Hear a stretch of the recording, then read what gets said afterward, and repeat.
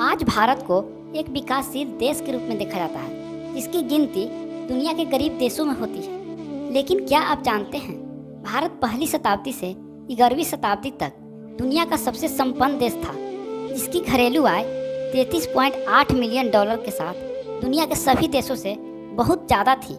इसका सबसे बड़ा कारण था भारत को दूसरों देशों से व्यापार, जिसमें वस्तुओं के बदले भारतीय व्यापारी सोना लेते थे। यही कारण है कि भारत को सोने की चिड़िया कहा जाने लगा था। यह बात रोमन लोगों ने स्वेच्छा से स्वीकार किया कि पहली शताब्दी से रोमन से सोना चांदी बाढ़ के रूप में भारत आए। इसी धन वैभव की वजह से भारत हमेशा विदेशी लुटेरों और आक्रमणताओं के लिए आकर्षण का प्रमुख केंद्र हुआ करता था।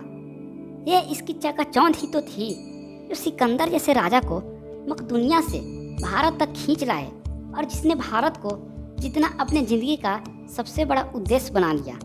हालांकि उसका यह प्रयास असफल रहा। 11वीं सदी के आरंभ में भारत पर विदेशी लुटेरों का आक्रमण शुरू हुआ। इन लुटेरों में सबसे पहला नाम है महमूद गजनी, जो 17 बार भारत आया और हर बार यहाँ से अपार धन दौलत लूट के अपने देश ले गया। इसकी सबसे बड़ी लूट गुजरात के सोमनाथ मंदिर पर मानी जाती है, जिसमें उसने मंदिर का सारा खजाना लूट लिया और जिसकी कीमत बाकी लूटों की 80 गुना थी। इसके बाद मोहम्मद गौरी, तैमूर लंग और बाबर जैसे आक्रमणकारियों ने भारत को लूटा। बाबर, जो फरगाना से भारत को लूटने आया था, यहाँ आकर उसने भारत का धन वैभव देखा और यही मुगल साम्राज्य की स्थापना की। इसी मुगल काल में एक अफगानी लुटेरा जिसका नाम नादिर शाह था, भारत आया और बेशकीमती मयूर सिंहासन और कोहिनूर हीरा चुराकर अपने देश अफगानिस्तान ले गया।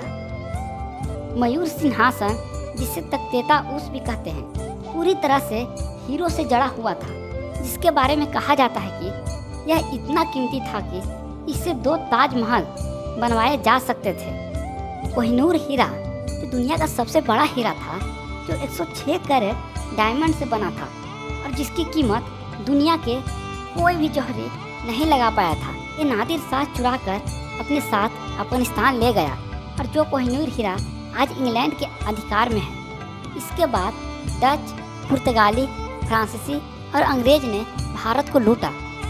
एक अंग्रेज अधिकारी जिसका नाम रॉबर्ट क्लाइव था, जिसे ईस्ट इंडिया कंपनी ने भारत का कमांडर इन चीफ नियुक्त किया था। जब यह वापस इंग्लैंड पहुंचा, तब वहां ब्रिटेन की संसद में एक सवाल किया गया कि तुम भारत से क्या लूट कर लाए हो। तो इसने गर्व से जवाब दिया कि मैं भारत से 900 समुद्री जहाज भरकर सोना लाया हूँ। एक समान अधिकारी इतना सोना ले गया तो आप समझ सकते हैं कितने गवर्नर जनरल भारत में आए। आप और हम अनुमान ही नहीं लगा सकते कि भारत का कितना धन पानी के रूप में इंग्लैंड ले जाया गया। अगर हम यह कहें कि आज इंग्लैंड विकसित है तो भारत के पैसे से, तो इसमें कोई अतिशयोक्ति नहीं होगी। इन सब के बावजूद 1937 में पूरी दुनिया में सर्वे कराया गया कि सबसे ज़्यादा अमीर कौन है, तो उसमें भी भारत के हैदराबाद के निजाम सर उस्मान अली खान को सबसे अमीर पाया गया।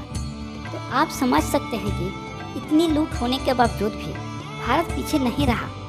गर्व करना चाहिए हमें अपने देश संस्कृति पर, गर्व करना चाहिए हमें अपने देश की विरासत पर, गर्व करना चाहिए हमें अपने भारतीय होने पर।